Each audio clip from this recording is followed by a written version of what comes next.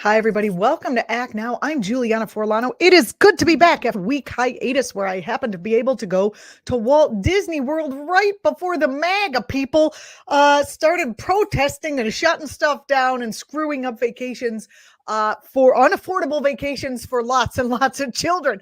Anyway, more on that in a different episode. Coming up in today's program, we have two progressive veterans from Common Defense, the nation's largest organization of progressive veterans, who are ramping up their efforts in the realm of climate justice. And they're here to discuss what they are doing to, try to get this guy who is the linchpin of federal climate policy to do the right thing. And that guy is unfortunately Senator Joe Manchin. We'll be talking with them. We also have the headlines where we're going to be covering some good things that are happening in climate change news, and also the fact that Joe Biden has decided to allow us to drill on public land and all of the different things that touches on. And then we're going to be going over to our action rundown. There are many actions coming up on Saturday for the climate, what with Earth Day being tomorrow.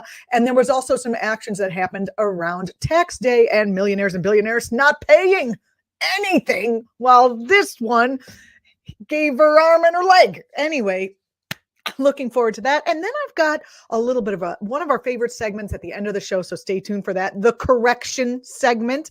It's one of my favorite openings to our segments, and it's going to be one of my very favorite pieces of this show. We're going to be looking at an article about that exact, how they're covering Biden's decision to decrease the price of gas by drilling. So we'll take a look at how that's being reported by the mainstream media. Let me just give you a little preview. It is not unbiased and it is full of propaganda. So we'll be unpacking that. But first up, coming up, our interview with our folks from Common Defense. Stay tuned.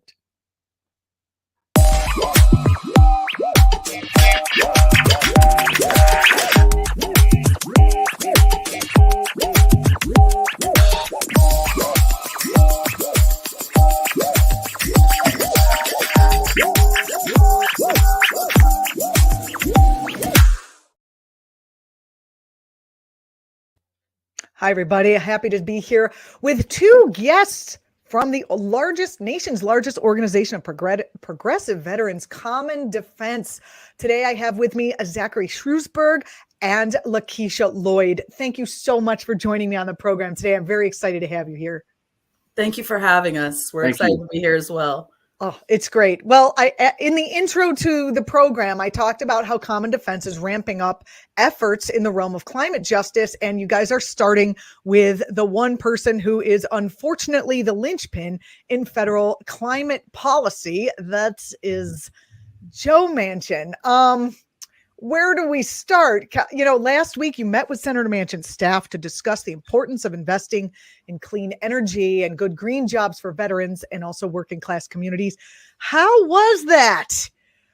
Were they at least welcoming? Lakeisha, what do you think? I mean, honestly, they were very welcoming. We actually had a very productive meeting with his staff members, a couple that are here from West Virginia. And who themselves, had personal stories of, growing up here in the state and remembering, in high school, how they had friends who went into the military. And when they got home, there was no jobs for them, and how, they understood the fact that when we're looking at the mining community here in this state, that a lot of them are veterans, so this is something that I will say that his staff is very aware of. And we left those meetings feeling pretty optimistic. Really? That, that, this is something that he's actually looking at, especially when we're looking at here in the state of West Virginia, bringing in renewable green energy jobs in a state where traditionally, if you wanted to make a good paycheck, you either went in mines or you went in the military. Right. Right. So, this is, I always say that West Virginia issues are veterans issues and vice versa. So yeah, it was really good. Many of the climate concerned people have just basically written off Joe Manchin as a lost cause, given his ties to the coal industry. Are there any levers of power that we, the people, could really pull to move him, given such a reality? Zach, would you like to weigh in? I mean, sure. I would say the best leverage you have is just continue to focus on the working class people themselves.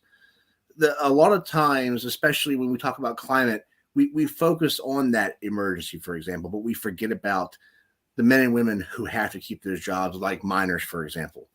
If you want to end the gridlock in Washington, so to speak, you have to make them the forefront before you can even get close to talking about renewable energy or green jobs. So ensuring that they have a transition program, their bills are covered, or they have a job going out of the mines, whatever job they're leaving, they have that option. Their families are covered. If you make sure someone can feed their family, it solves. So that's the big fear of the actual miners. In order to get the actual miners on board, it's like, hey, if we close these mines, what am I going to do? There's a fear. Yes. And just the idea of saying green jobs, that doesn't cut it. You have to say there's going to be a bridge for you to work on a windmill or whatever, whatever. Yes, and oftentimes that is not relayed correctly.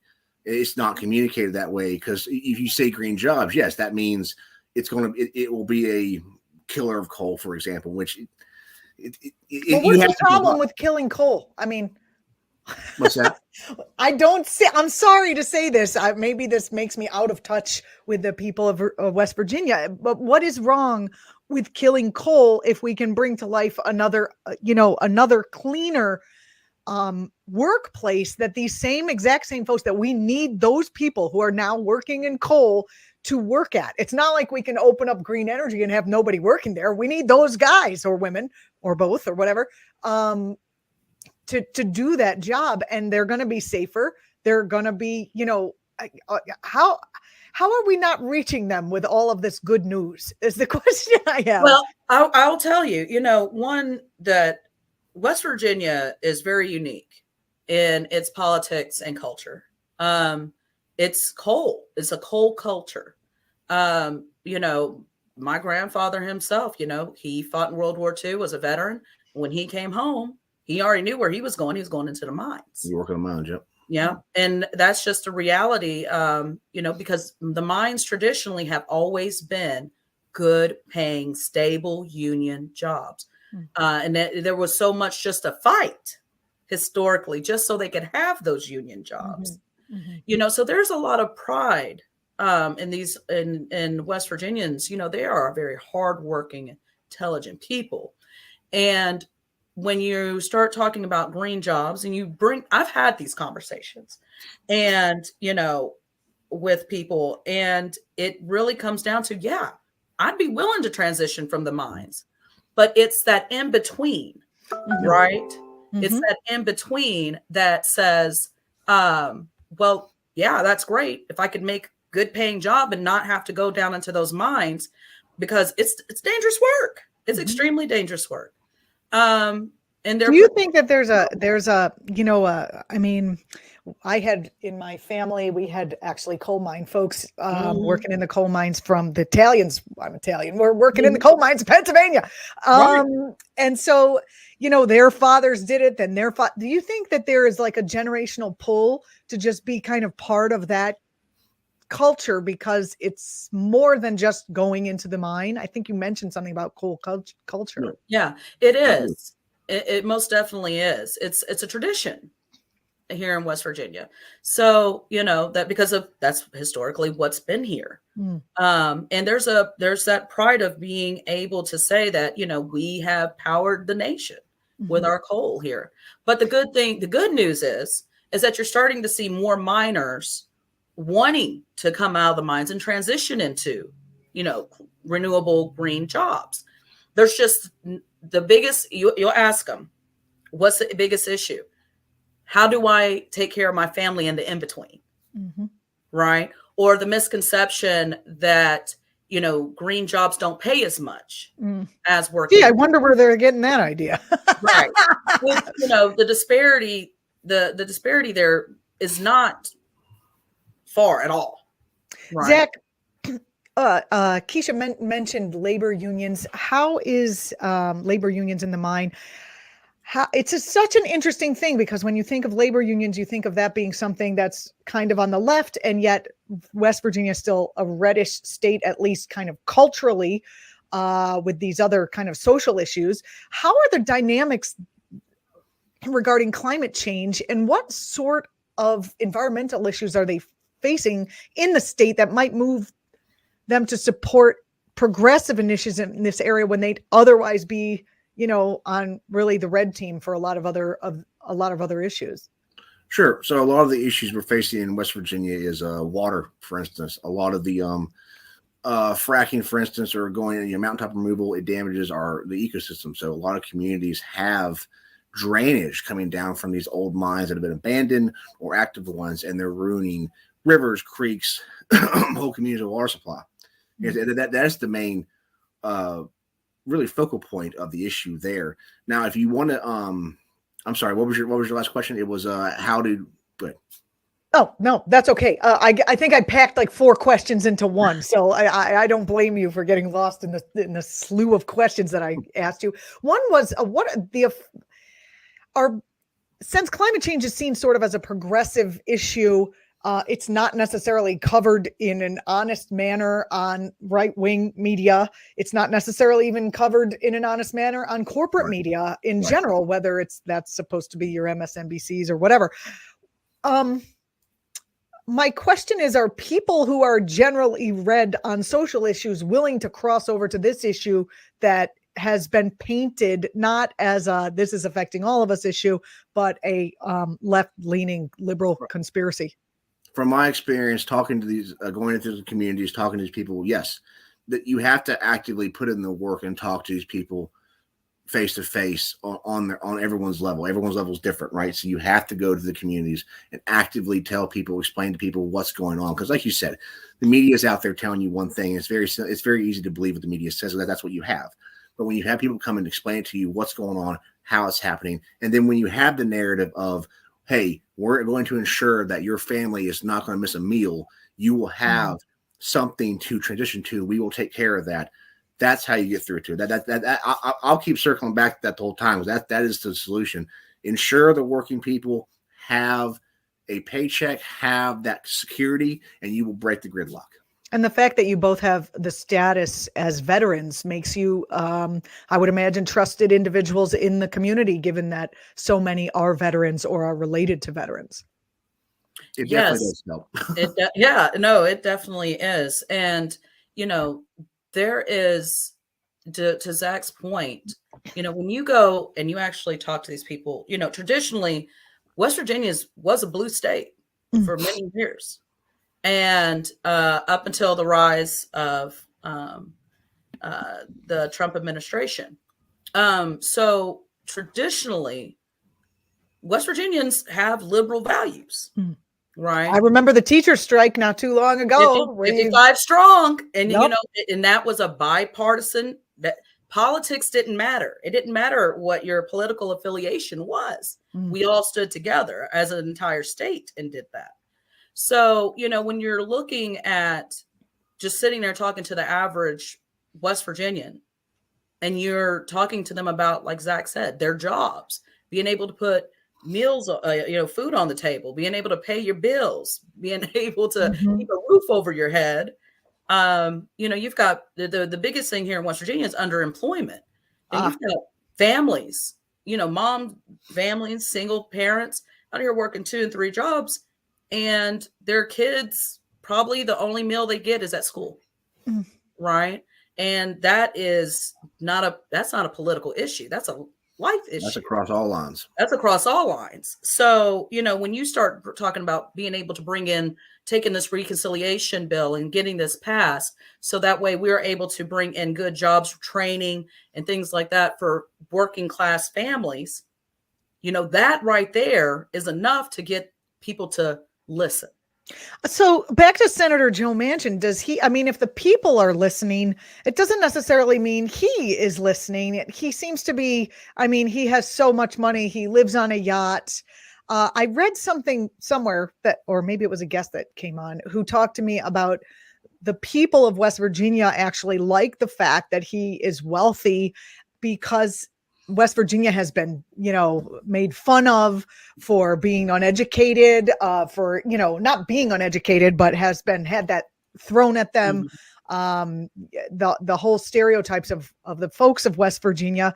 And they kind of like that Manchin is this wealthy guy who made it. But to me, it seems like he's out of touch with the people. And given all the money he gets from these corporations, is a people's uprising in the state against him, is it enough even to push him? Well, I mean, to be honest, the one thing that I will say, and this is just from, the interactions that we've had with his staff and talking about this, is that the one thing that Manchin does care about is jobs. Jobs, jobs, jobs. And it would be, and I do believe that that's why we're starting to see this kind of more willingness that we did not see in the past to actually talk about. You see in Manchin actually on board and looking at an all and above energy process that we can have here. The fact of the matter is that it's going to take time to transition. We all know this, right? But at least he is listening now. Now we can't, can't speak on what he's done in the past, but now he is listening.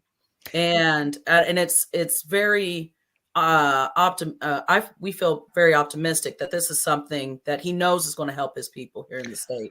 Well, I appreciate the two of you doing this. You're both in a very important position as veterans to speak to the people of that state, to speak to Senator Joe Manchin himself. And, he, as we said at the beginning, as you said, he is the linchpin of, he's either in the way or he's not. So a lot is riding on the work that you're able to do. I really appreciate you both coming on the program. Lakeisha Lloyd, disabled Army veteran who served from 2001 to 2010, mother of two, from Charleston, West Virginia, actively working with Common Defense as a climate justice organizer. Zach, I'm going to give you the last word. Zach Shrewsbury served for 5 years in the U.S. Marine Corps Infantry. After serving on active duty in 2015, you began working on political campaigns. Thank you very much. From everywhere from Seattle to West Virginia. So we appreciate the work that you've been doing. Zach, last words on how people watching can get involved to help Common Defense and to help in this in general, in pushing Joe Manchin to where he needs to be. Absolutely. Well, you can always reach us on commondefense.us or literally just look at us we're on all social platforms. Just type in Common Defense to any search bar and you will find us. And easy to contact, and one of us will be in touch with you. The biggest thing is you just got to stay in the fight, and you have to have those conversations. You have to talk to everyone. You can't just hold back because someone might have a different opinion. You have to challenge that and go at it. Yeah, look for the common ground. Common Defense, right? Common ground. Thank you so very much for coming on the program. I wish you the best of luck with what you are doing. Not just wish you luck, but we need you to be successful. So thank you for keeping up the fight. I know it's not easy. And I hope you'll join me again and we can continue to follow up on what's going on. Thank you for having us. Thank you for having us. You are very welcome. You are watching ActTV. In a moment, I'll be back with another one of my favorite segments, the headlines enviro issue. Stay tuned.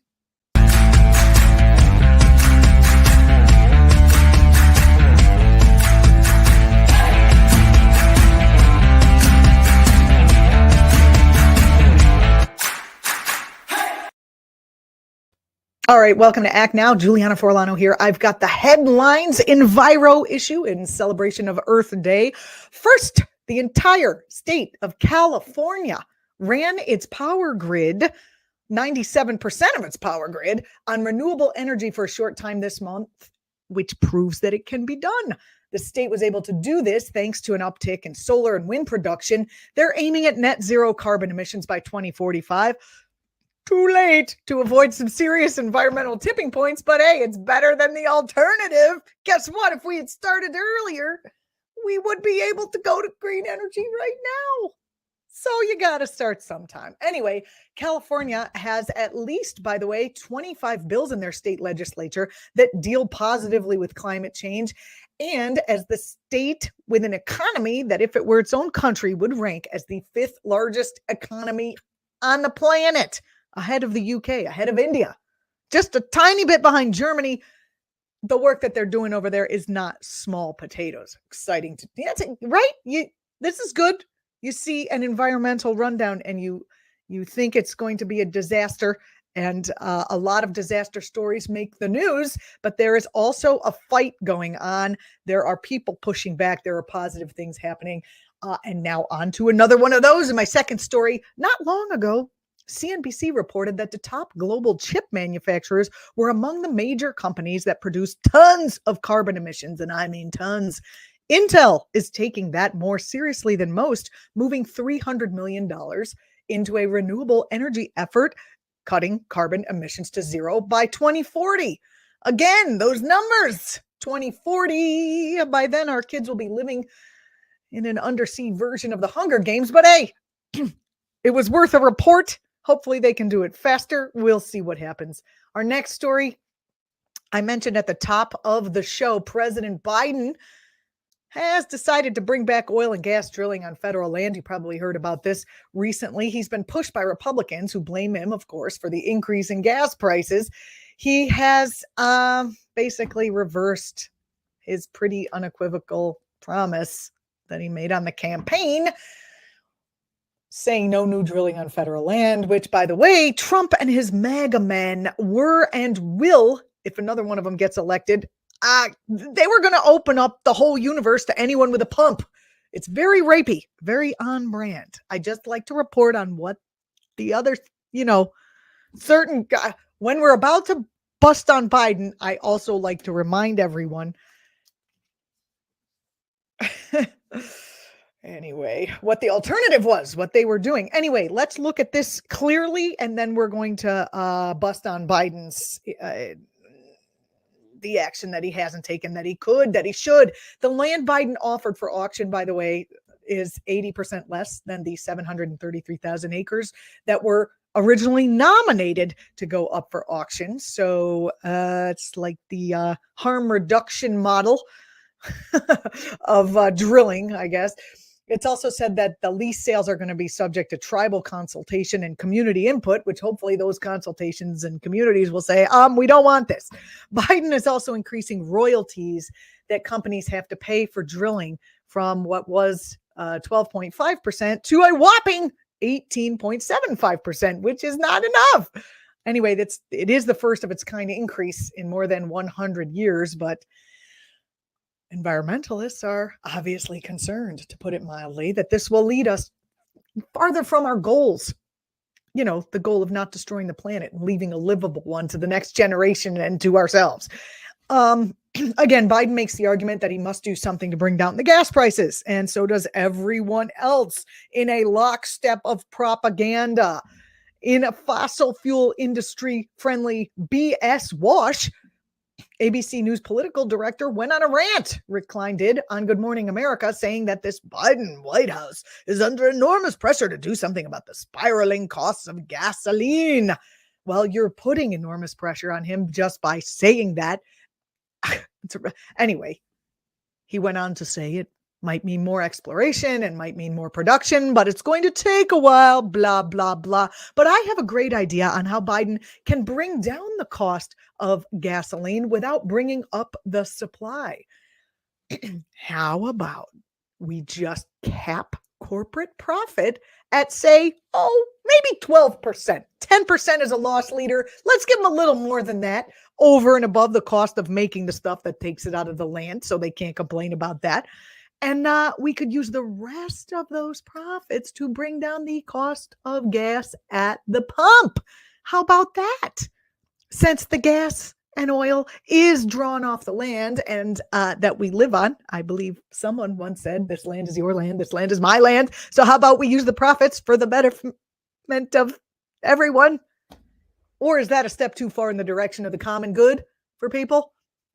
Anyway, if it is, we could just bring the oil and gas corporation taxes back to the rate they were only 4 years ago and use that largesse to bring down the prices at the pump.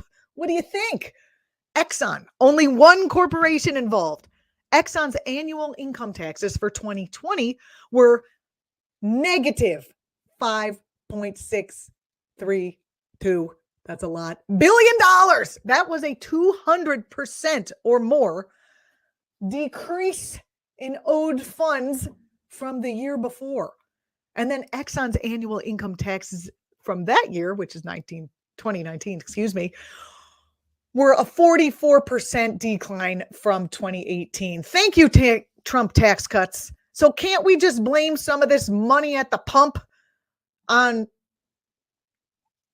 capitalism, corporate greed, right-wing tax policy? Now, don't get me started on how we should just insist on energy efficiency, and perhaps if the supply was actually bottlenecked, it would create a free market incentive to invest ASAP in green energy, which, as we just saw about the California being able to run on green, almost 100% green energy and windmills and whatnot. That's a great workable idea. Okay. Of course, protections for the underprivileged need to be in place so they don't bear the brunt and the burden of this change. But seriously, can't we? Does Yogurt World have to have its lights on all friggin' night? That's what I want to know. Can't they get a solar panel to light the Yogurt World thing? You know, things that aren't important. Do they need to be lit up? Could we just consume slightly less, America? We could have less light pollution. We could have nice things if we were willing. We could. Many of us are willing. So let's push those levers of power. Next story. Is it possible that crashing economies could be actually good for the environment? The New York fearmonger just put out a piece about how the world economy has entered a period of what they call intense uncertainty. I love the way they talk about that. In the title and in the emotionally laden picture, they blame this intense uncertainty on the war in Ukraine. And later on down the article, they mention pandemic fallout as the culprit. But nowhere do they mention corporate price gouging, pandemic profiteering, and other unseemly capitalist atrocities that are happening now. But again, it is the New York Times. Anyone who uses their eyeballs knows the earth can't sustain this level of extraction and consumption necessary to qualify as an economic growth process under our current system. Is it possible that a slowdown in economic growth could be good for the environment upon which we depend for life? Who better to answer this question than economist and regular guest here on the show, Professor Richard Wolff, who said, yeah, it could be. And then he went on to talk about a bunch of other interesting things. Here is a clip from my brief chat with him. We have an environmental, Earth Day is coming up. We have an environmental crisis on our hands. And this idea that constant growth, I just don't think it's sustainable.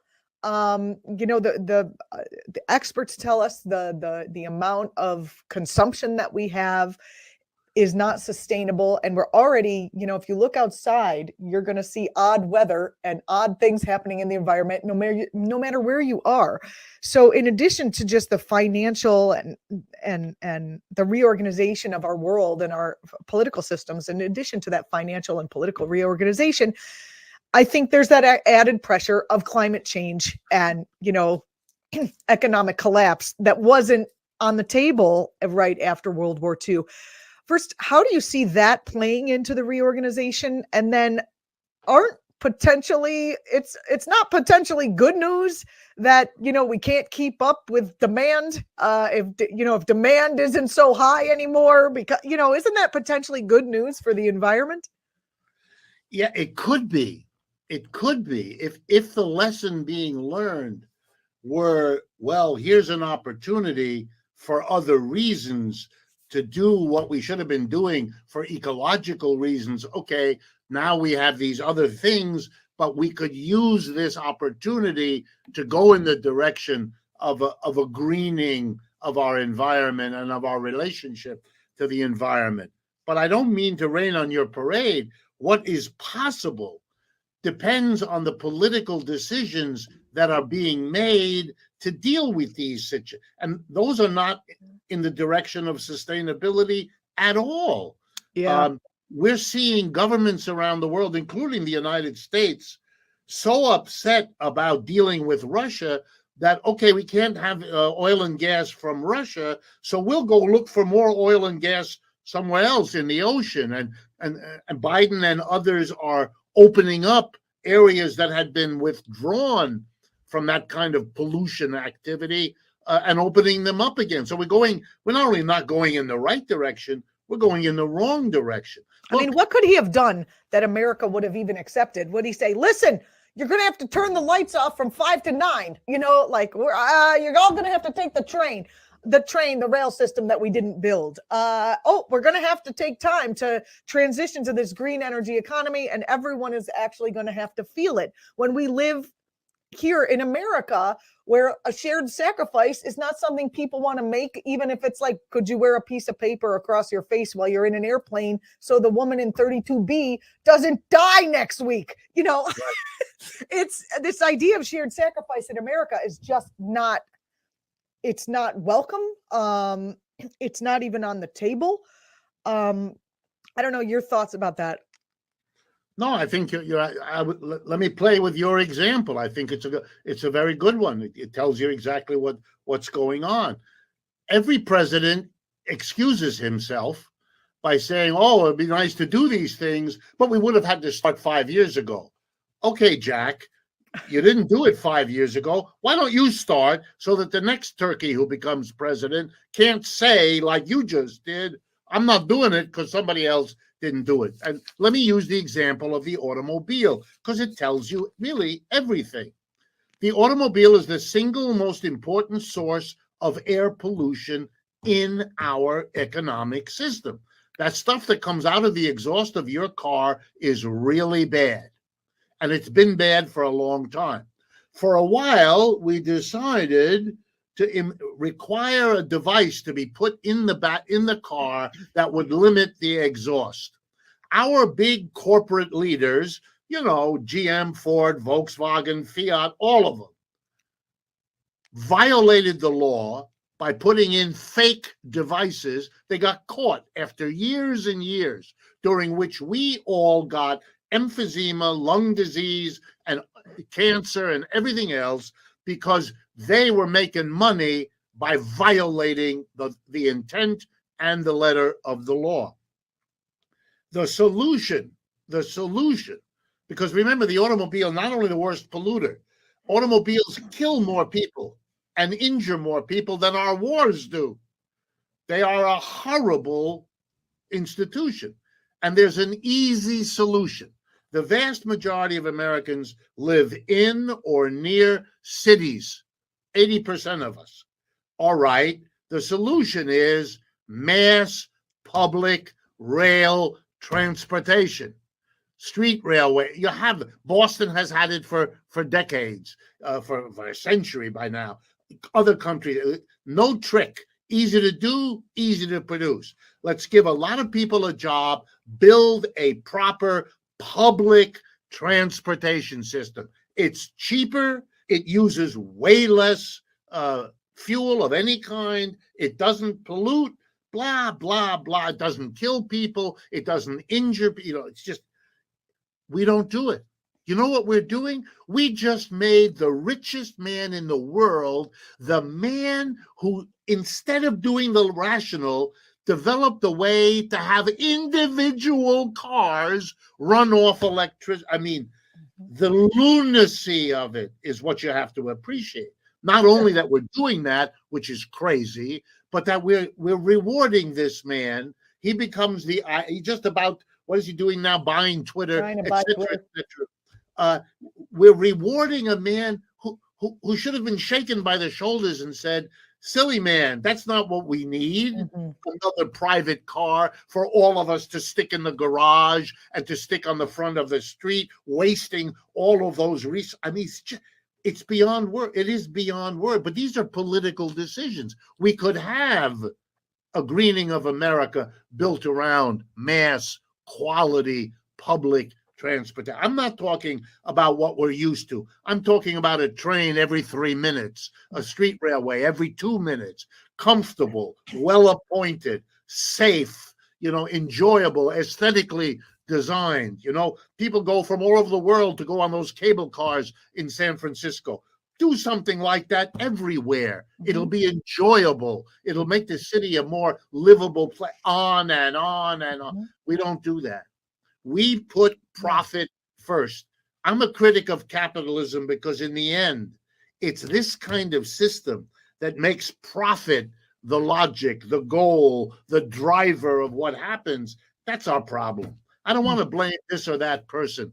The people caught up in this, like me, were brought up in this culture, were educated in this culture, and so they're doing what the culture tells them to do.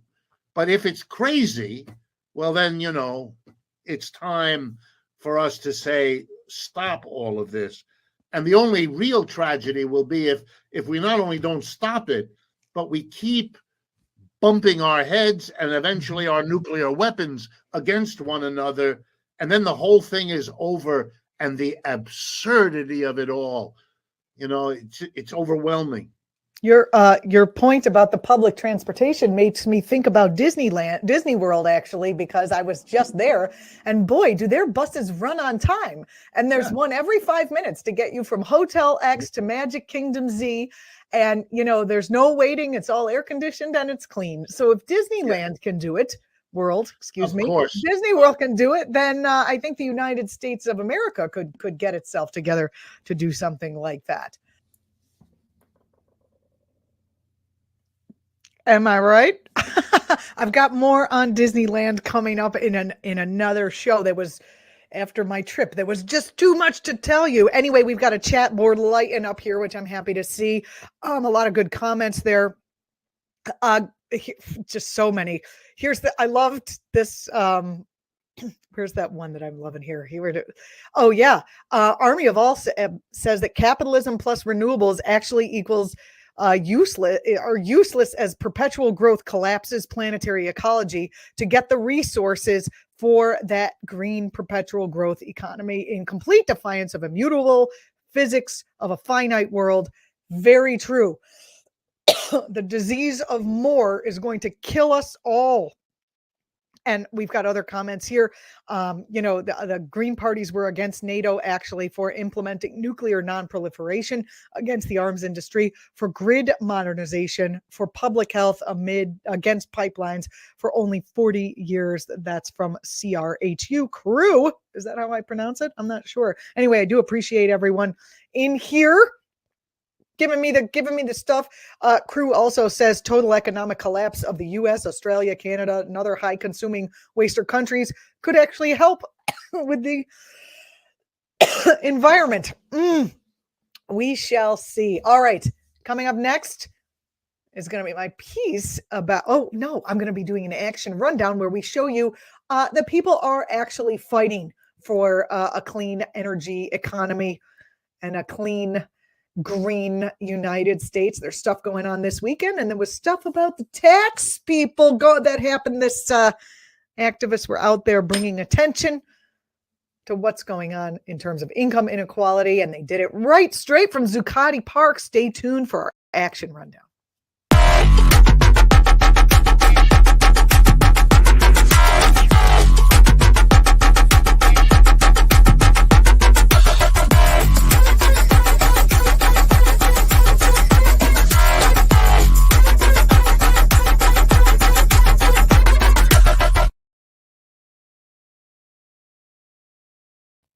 You're watching act.tv. Okay, in our action rundown, the event Fight for a Future, Rally for Climate Care and Jobs and Justice is happening this Saturday. It's a big tent of climate, labor, and racial and economic justice activists who are doing the only thing that ever really works to push change, taking to the streets. It's on Saturday. There are events in Washington, D.C., right in front of the White House, Atlanta, Pittsburgh, Phoenix. Those are the flagship events. And then there are distributed actions in 30 plus states calling for historic federal action and urgent action on the part of state legislatures. You want to go to Giancarlo, put up the little lower third that has it says fightforourfutures.com. Fightforourfutures.com is where you want to go in order to find out more about this action and sign up if you're into it. For folks who care, will be demanding that President Biden and Congress take some decent climate action on the scale that the crisis demands. The Fight for Our Future rally for climate care, jobs, and justice. You will see that I have this lovely thing right here to tell you about it. Why are they doing it today? Saturday? Well, Earth Day, of course. And before the midterms, Congress could actually pass the reconciliation bill, which would create millions of union clean energy jobs and also home care jobs for the care economy. And it could finally tackle that climate crisis. That's something approaching the scale required. The approximately $550 billion in climate action, although not exactly enough, would be the largest investment our country has ever made by an order of magnitude. It is just a start, but it's the difference between the U.S. hitting its Paris climate goals and blowing right past them. And, the only way to get this to happen is going out in the street. So I encourage everybody to go to fightforourfutures.com and see if there's an action near you or some other way you can help. Again, this is happening on Saturday, and everybody knows that climate rallies are the best ones. They're super fun. The signage is always good. Anyway, in other news, a rally happened in New York City on Monday, which was tax day. I'm still recovering. Not from the rally, but from the taxes.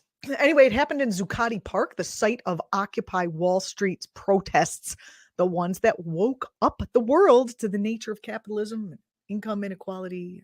Anyway, check out this short video of Jumaane Williams, former occupier and current public advocate for New York City and potentially future governor of the state of New York. Wouldn't that be awesome? As he announces that he is in fact running right here in this very video, where he is making the point about how people should all be paying their taxes, including New York's billionaires.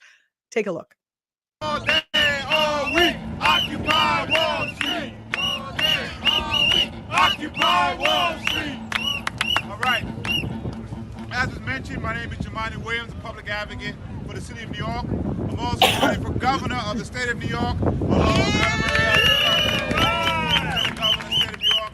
We're at Zuccotti Park, and those who are here for Occupy, also known as Freedom Plaza, on tax day. And as was mentioned, this is a very good day to talk about the way that millionaires and billionaires are not paying their fair share. Everything that we talk about is just asking folks to do what they can, where they are, with what they have. And millionaires and billionaires to pay their fair share. Billionaires have made $88 billion more during this pandemic. That's more. Billionaires have made $88 billion more during this pandemic. And here in New York, while the billionaires are making more money, regular New Yorkers are struggling with eviction, are struggling with foreclosure, are struggling to pay for health care and mental health services, are struggling for daycare, are struggling for prescriptions. They got to make decisions whether they eat, pay for medication, or pay so they can stay in their home. That ain't right. No. And I want to make it clear, this is probably the same all across the country, but here in New York State, millionaires and billionaires have not left New York. The governor told a bunch of millionaires and billionaires, I'm not going to raise your taxes, we want you to stay. First of all, not raising taxes is a Republican line that is generally used to scare people who will never be affected by the revenue raising to begin with. Second of all, as the director of the budget of New York said, billionaires and millionaires have not left New York at all. The people who are leaving New York are the people who cannot afford to stay. They are suffering because we had a budget by this governor that rather give $1 billion to a billionaire Buffalo Bills owner than to pay for housing, to pay for adequate health care that we need for the rest of New Yorkers. So this is not about yelling at people for being successful. This is about asking people to pay their fair share, to make a New York for the many, not for the few. So all we're saying is pay your fair share, pay your taxes, tax the wealthy. Peace and blessings, love and light. Jumani Williams, excellent person. I've had him on the show before, not this show, but my last show. Anyway, you can find out more about that by going to Patriotic Billionaires. Patriotic Millionaires? I don't know. I can't remember which one it is. On the internet. Anyway, thank you for blowing up the chat in the YouTube. I really appreciate that. Coming up next, one of my favorite segments where I get to correct the media bias and propaganda that is just everywhere. You could do one of these segments every day, like all day long for 24 hours a day, and you still wouldn't be able to bust through that talking points, but we'll give it a try. Stay tuned.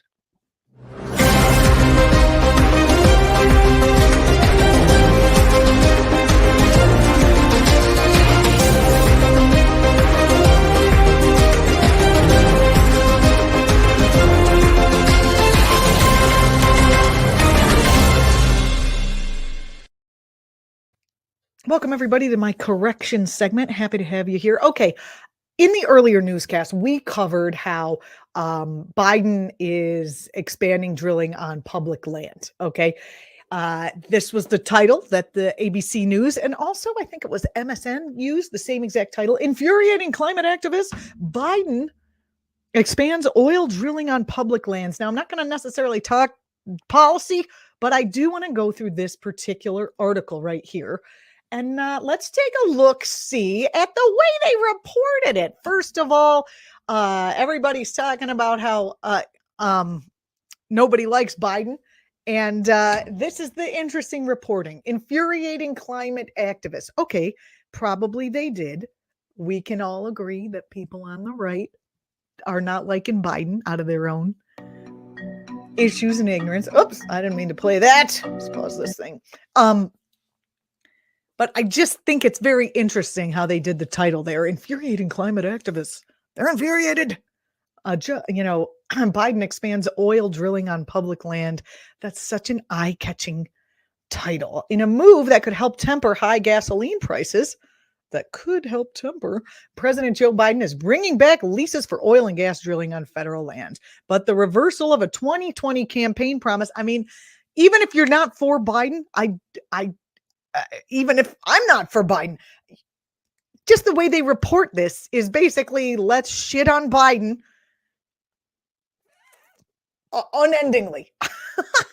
Anyway, has angered climate activists ahead of the midterms and will determine Biden's ability to get his agenda through Congress. Okay, well, the climate activists were already kind of mad because he's not doing enough, or they're saying he's not doing enough. So, the administration was set to start selling leases for drilling on public lands, putting 144,000 acres of lands up for lease in 9 states as soon as Monday, as Biden faces massive pressure to boost oil production in the U.S. amid soaring prices, partly from the war in Ukraine, which Biden calls Putin's price hike. The Interior Department announced the move on Friday after heading into the holiday weekend. They love doing that so that no one can there's not enough time to push back. Anyway, this is all very interesting, just the way they did that. As Biden faces massive pressure to boost oil production. Is that what he's facing the pressure to do? Or is he facing pressure to decrease the cost that people have to heat their homes, decrease the cost that people have to run their cars? Now, I think people should run their cars less, as we already talked about in the segment before. But I just think it's interesting how they're reporting. He's facing massive pressure and with a link. So you can go and look at the massive pressure he's facing to boost oil production. For too long, the federal oil and gas leasing programs have prioritized the wants of extractive industries above local communities, the natural environment, the impact on our air and water, the needs of tribal nations, and moreover, other uses of our shared land. That's from Interior Secretary Deb Haaland. Pardon me for eating this. I got to eat a cough drop. Otherwise, I'm going to cough through this whole thing. So please excuse me.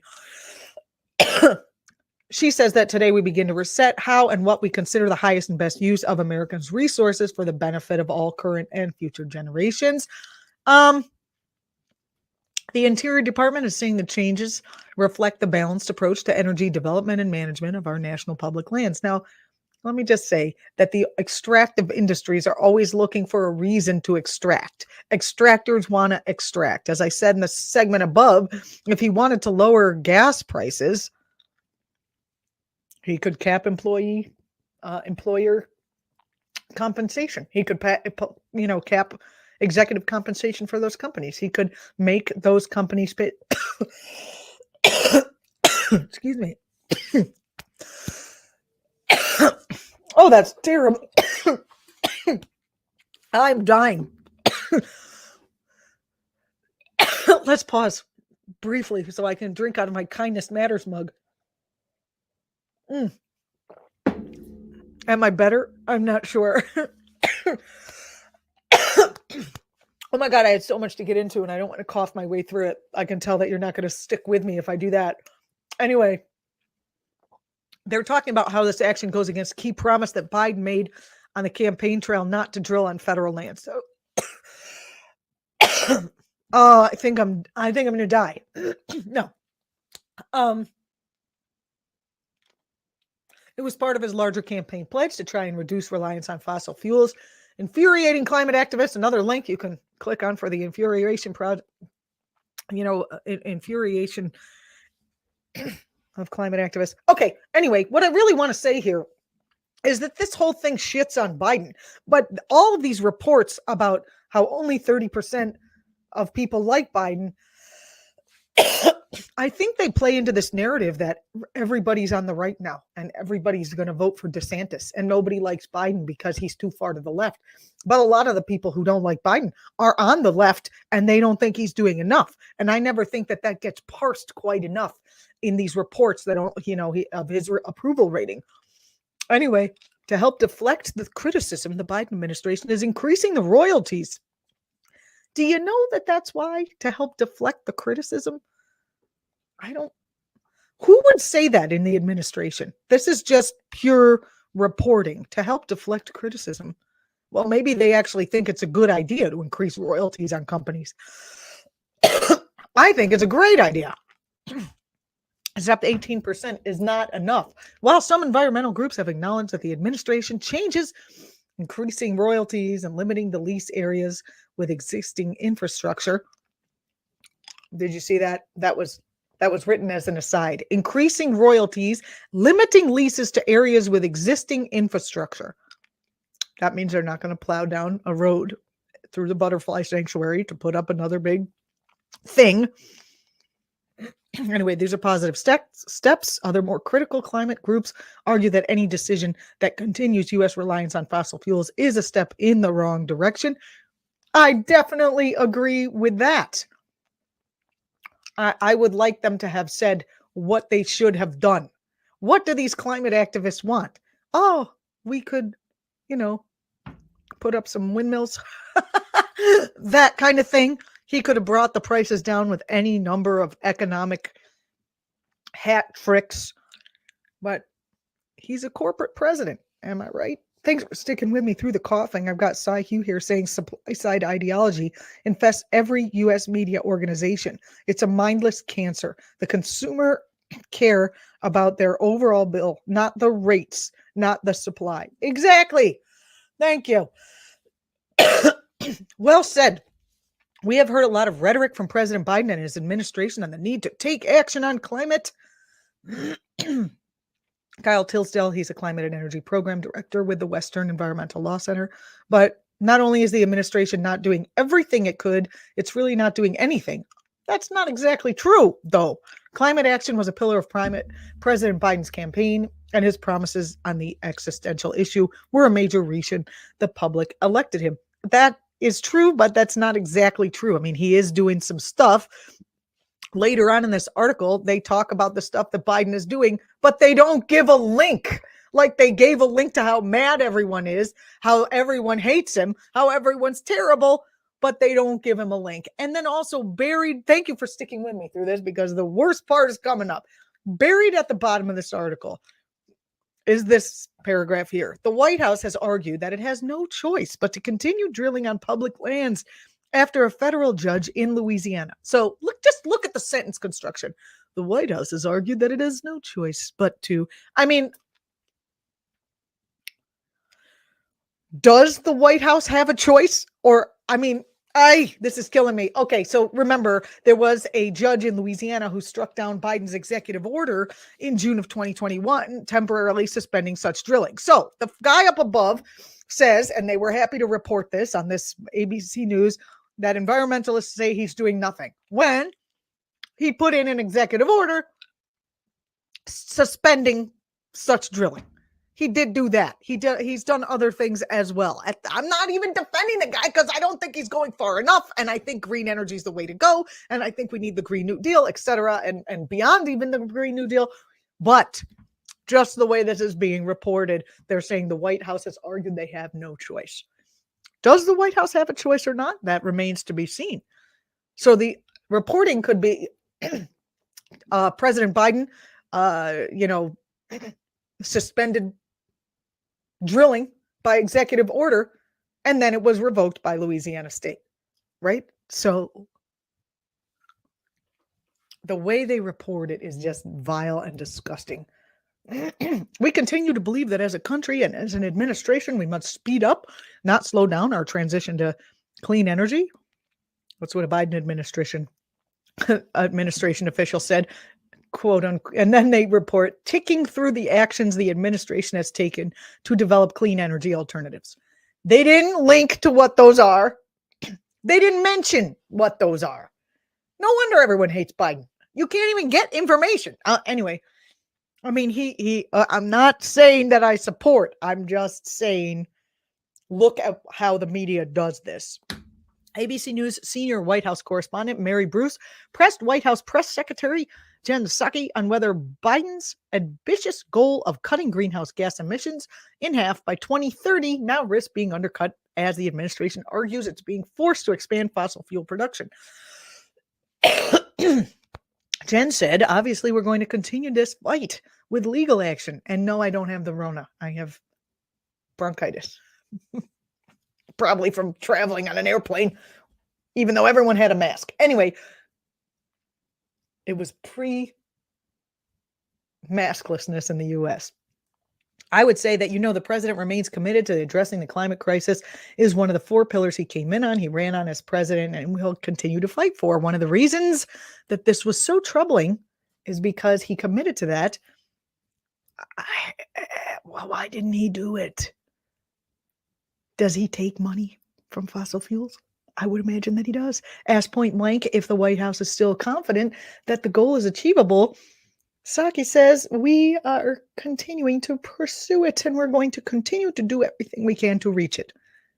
A dodge, if I ever saw a dodge. Oh boy. Anyway. Republicans still said it's bad. Republicans have blasted Biden over gas prices. He's tied to Putin, one of these senators. I'm sorry, but even before Putin, they were blasting him for gas prices. That's how it was. There were little stickers on my gas pump saying President Biden did this, etc., which is just highly ignorant of anything but President Biden in. Gas cost $3.25 or whatever it was at the time. So anyway, I hope this was useful as a correction. I apologize for coughing through the entire thing. I did take my cough medicine before the show, but it didn't help. I guess it wore off as we were talking about taking down Senator Joe Manchin. Hey, thanks for watching the program. We will be back next week where we're going to be talking about more stuff. And I do thank everyone who is in the chat. I look forward to going and reading more of what you said at the end, which I always do. I'm Julianna Forlano. You can follow me on Twitter at Julianna Forlano. You can follow ActTV across platforms. ActTV is not mine. I just work for ActTV. But let me tell you, they're on every single social. So wherever you go, act.tv. Thanks for watching. We'll see you next week.